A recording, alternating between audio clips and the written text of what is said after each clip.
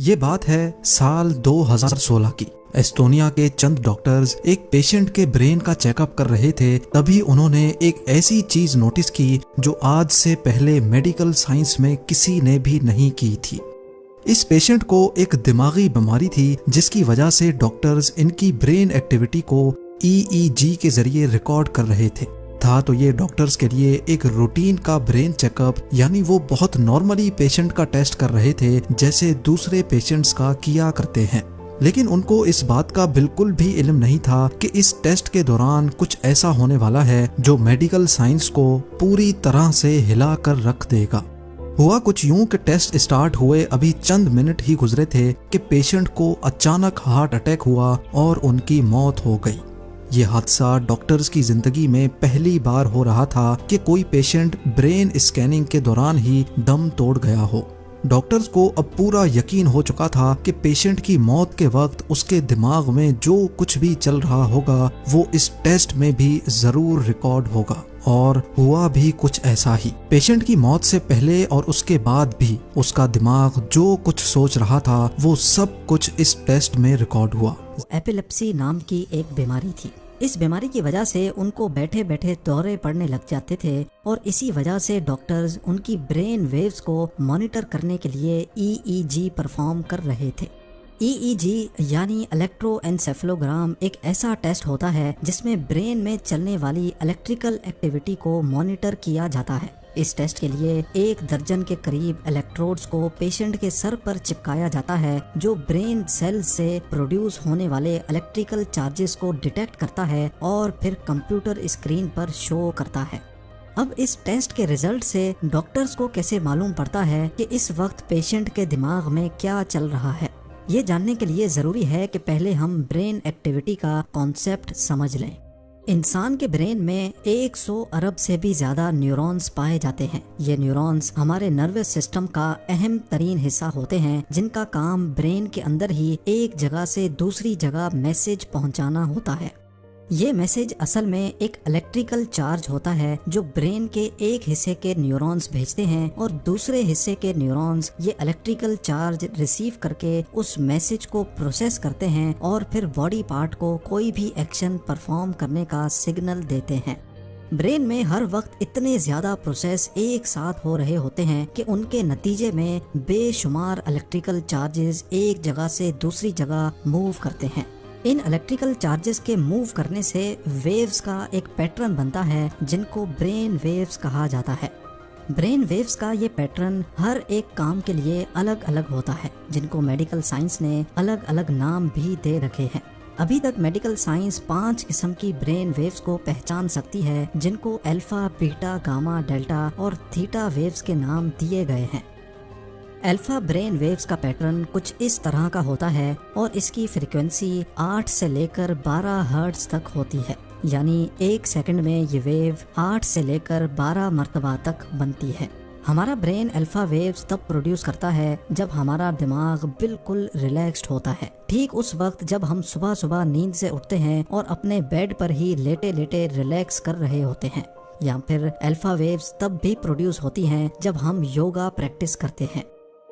اب جانتے ہیں بیٹا ویوز کے بارے میں۔ بیٹا ویوز کا پیٹرن کچھ اس طرح کا ہوتا ہے جس کی فریکوینسی 12.5 سے لے کر 30 ہرٹز تک ہوتی ہے، اور یہ تب پروڈیوس ہوتی ہیں جب ہم اچھی طرح جاگ جاتے ہیں اور اپنے کام میں بزی ہو جاتے ہیں۔ اس کے علاوہ بیٹا ویوز تب بھی پروڈیوس ہوتی ہیں جب ہم کچھ سوچ رہے ہوتے ہیں یا پھر کسی چیز پر کنسنٹریٹ کر رہے ہوتے ہیں۔ گاما ویوز کی فریکوینسی 25 سے لے کر 140 ہرٹز تک ہوتی ہے، اور یہ تمام برین ویوز میں سب سے زیادہ فریکوینسی والی ویو ہوتی ہے۔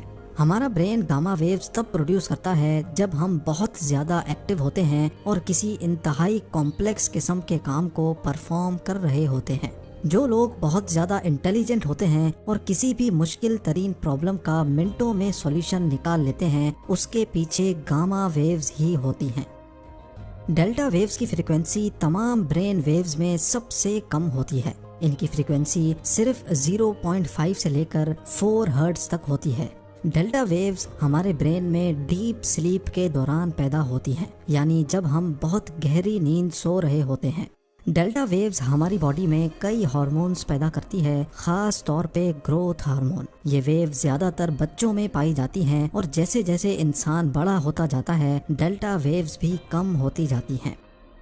اور اب سب سے آخر میں بات کرتے ہیں تھیٹا ویوز کے بارے میں۔ تھیٹا ویوز کی فریکوینسی 4 سے لے کر 7 ہرٹز تک ہوتی ہے اور یہ کسی بھی چیز کو میمورائز کرنے، نیو اسکلز سیکھنے اور ڈے ڈریمنگ کے دوران برین میں پیدا ہوتی ہیں۔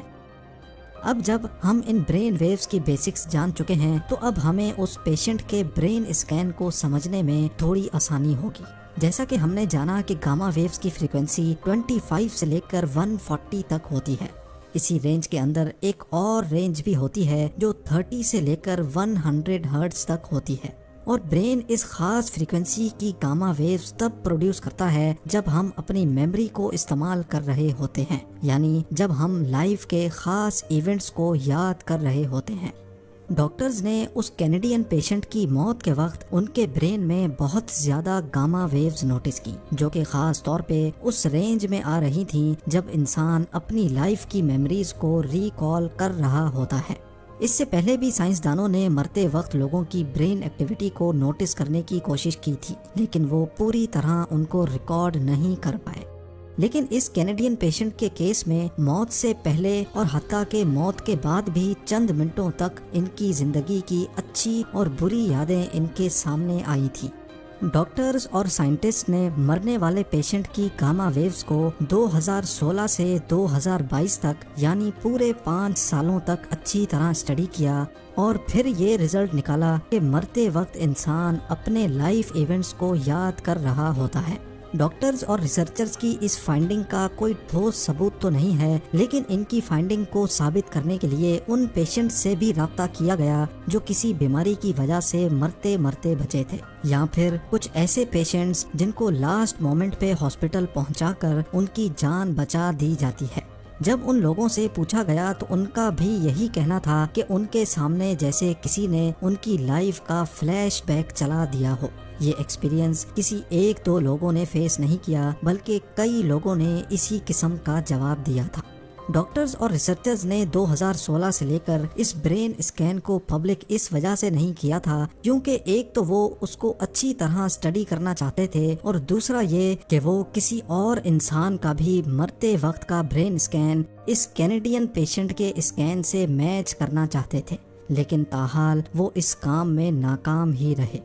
اب کیونکہ ڈاکٹرز کے پاس صرف ایک شخص کا ہی مرتے وقت کا برین اسکین ہے، اسی وجہ سے ان کی یہ فائنڈنگز کافی کنٹروورشل بھی ہے۔ ڈاکٹرز نے ریسرچ پیپرز میں یہ بھی لکھا ہے کہ کینیڈین پیشنٹ آلریڈی ایک بیماری سے گزر رہا تھا جس کی وجہ سے وہ بہت دوائیاں بھی لے رہا تھا۔ یہ دوائیاں بھی برین ایکٹیویٹی کو آلٹر کر سکتی ہیں، جس کی وجہ سے رزلٹ میں فرق پڑ سکتا ہے۔ لیکن بہرحال اس بات کے کافی زیادہ چانسز ہیں کہ جب انسان مر رہا ہوتا ہے تو اس کے سامنے اس کی پوری زندگی کا ایک فلیش بیک چلتا ہے، اور اگر یہ سچ ہے تو جس نے اپنی زندگی میں اچھے کام کیے ہوں گے مرتے وقت اس کے سامنے ویسی ہی چیزیں ریپیٹ ہوں گی، اور ظاہر ہے جس نے برے کاموں کا راستہ چنا ہوگا اس کے سامنے فلیش بیک بھی ویسا ہی آئے گا۔ ناظرین، ڈاکٹرز کی اس پیور سائنٹیفک ریسرچ کے بارے میں آپ کا کیا خیال ہے؟ مجھے کامنٹ سیکشن میں ضرور بتائیے گا۔